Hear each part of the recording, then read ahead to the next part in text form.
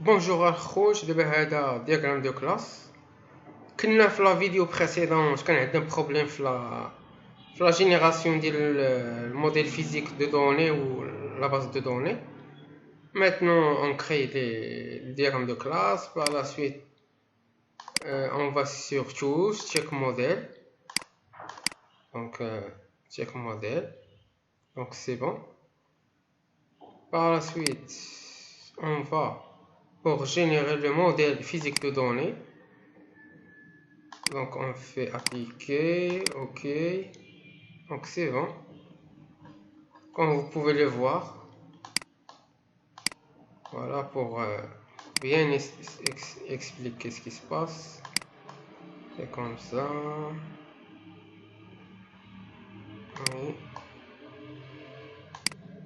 Oui.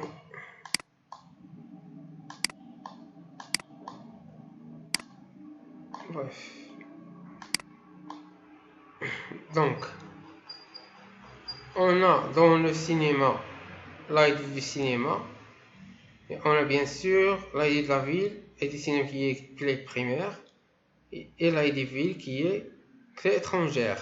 Pour la ville, il y a juste l'ID clé primaire.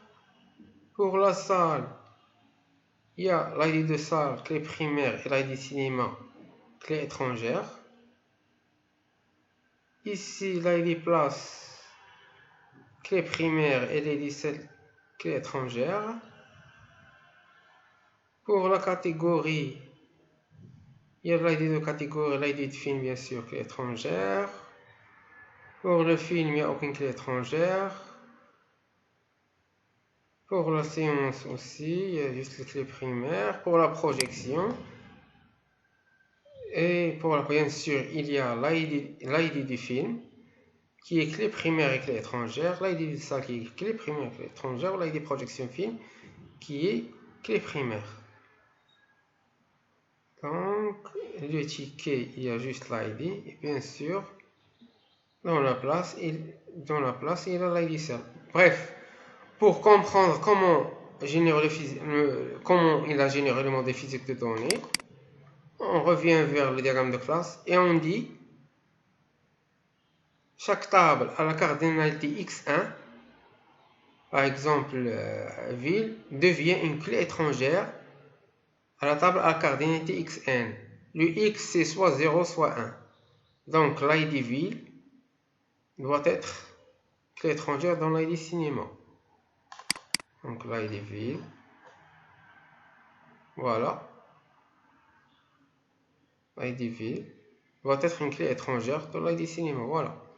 Donc on fait la même procédure pour les autres. Par exemple, table à cardinalité x1 devient une clé étrangère à table à cardinalité xn. Donc l'ID cinéma va migrer vers l'ID salle comme clé étrangère. C'est la même chose pour place. Et l'ID salle va migrer sur place. Donc c'est la même chose pour les autres, sauf sur la classe d'association, bien sûr. Quand il y a une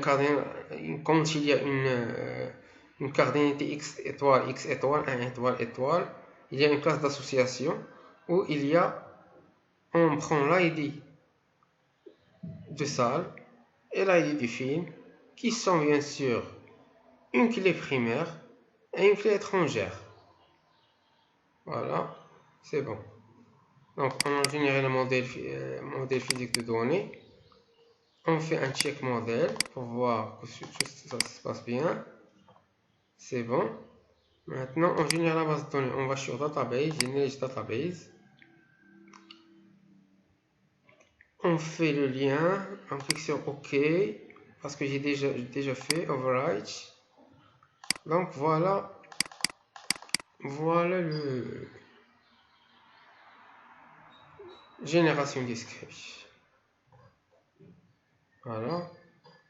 Il faut juste faire attention de bien lire parce que des fois le générateur il fait des problèmes.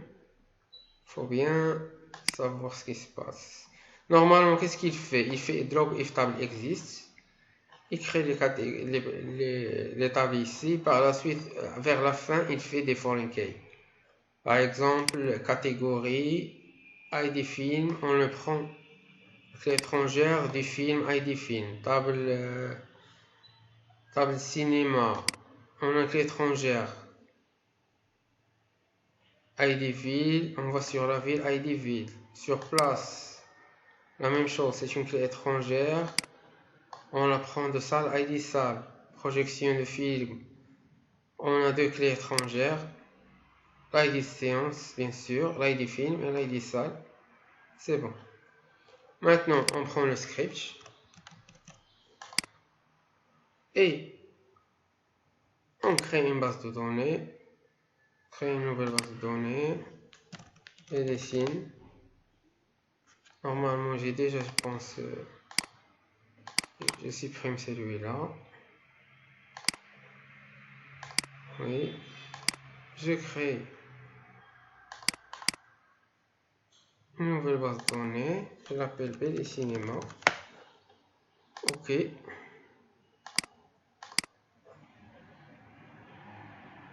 Je fais une création de requête.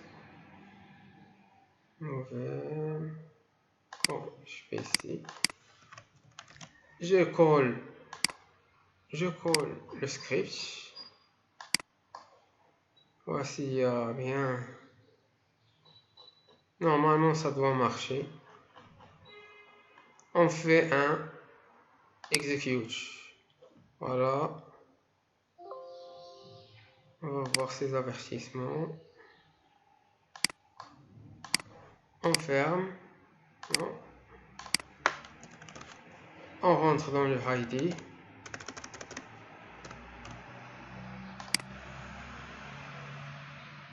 On ouvre. Et là, on voit les tables sont générées. Tables sont générées. Ici, on voit de la classe cinéma. Normalement, il y a une clé étrangère de ID field. La classe salle, catégorie, bien sûr, il y a comme vous pouvez voir ici, en vert, il y a la clé étrangère. Donc voilà, ils sont tous créés. Ville, c'est la ville. Le ticket, il y a les clés étrangères. Salle, projection film, c'est bon. Séance, il n'y a rien.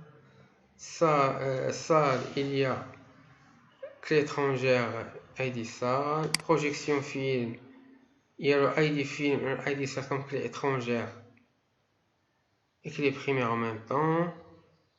ID séance, c'est une clé étrangère aussi. C'est une clé primaire ici.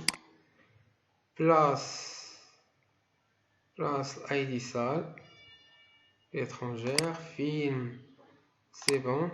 Cinéma, ID ville et catégorie. C'est bon. Donc, comme vous pouvez voir, on a généré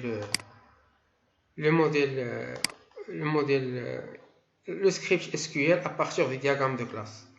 Donc, par la suite, on va basculer vers la génération des entités sur Eclipse et la création de repository SQL. Par la suite, on va aller étape par étape.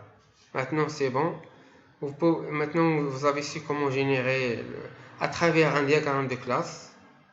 On génère le modèle physique de données qui est le MLD. Le MLD a ses règles.